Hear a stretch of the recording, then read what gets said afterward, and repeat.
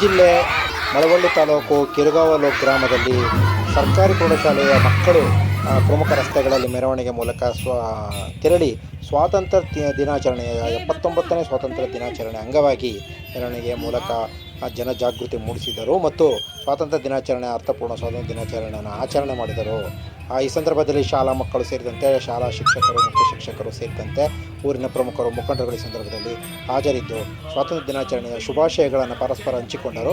ಇದೇ ಸಂದರ್ಭದಲ್ಲಿ ಮಂಡ್ಯ ಜಿಲ್ಲಾ ಬಸವ ಕೇಂದ್ರ ಅಧ್ಯಕ್ಷರಾದಂಥ ಬಸವಪ್ರಿಯ ನಾಗರಾಜುರವರು ಶಾಲಾ ಮಕ್ಕಳಿಗೆ ಮತ್ತು ಪೋಷಕರಿಗೆ, ಸಾರ್ವಜನಿಕರಿಗೆ ಮತ್ತು ಕಿರುಗಾವಲು ಗ್ರಾಮಸ್ಥರಿಗೆ, ಮುಖಂಡರುಗಳಿಗೆ ಸ್ವಾತಂತ್ರ್ಯ ದಿನಾಚರಣೆಯ ಶುಭಾಶಯಗಳನ್ನು ಅವರು ತಿಳಿಸಿದ್ದಾರೆ ಮತ್ತು ಪರಸ್ಪರ ಶುಭಾಶಯಗಳನ್ನು ಹಂಚಿಕೊಂಡಿದ್ದಾರೆ.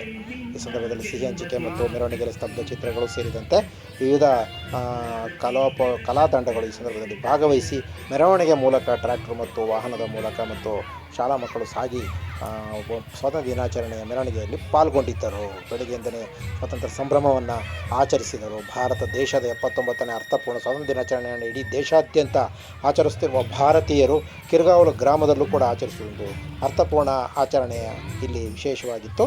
ಈ ಸಂದರ್ಭದಲ್ಲಿ ಸಾರ್ವಜನಿಕರು ಮತ್ತು ಅಂಗಡಿ ಬೀದಿಯ ಮುಂಗಟ್ಟುಗಳಲ್ಲಿ ಸ್ವಾತಂತ್ರ್ಯ ದಿನಾಚರಣೆ ಸಂಭ್ರಮವಾಗಿ ಎಲ್ಲೆಡೆ ಬಾವುಟ, ರಾಷ್ಟ್ರಧ್ವಜವನ್ನು ಆರಿಸುವುದರ ಮೂಲಕ ಭಾರತದ ಹಿರಿಮೆಯನ್ನು ಸಾರುವಂತಹ ಭಾರತದ ಸ್ವಾತಂತ್ರ್ಯ ದಿನಾಚರಣೆಯ ಬಗ್ಗೆ ಶಾಲಾ ಮಕ್ಕಳು ಸಂತಸ ಸಂಭ್ರಮವನ್ನು ಹಂಚಿಕೊಂಡರು.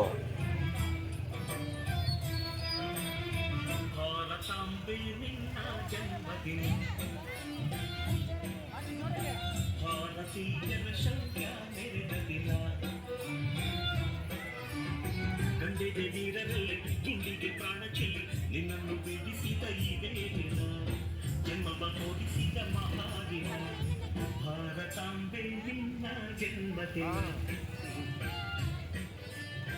ಭಾರತೀಯರ ಶೌರ್ಯ ಮೆರೆದ ದಿನ.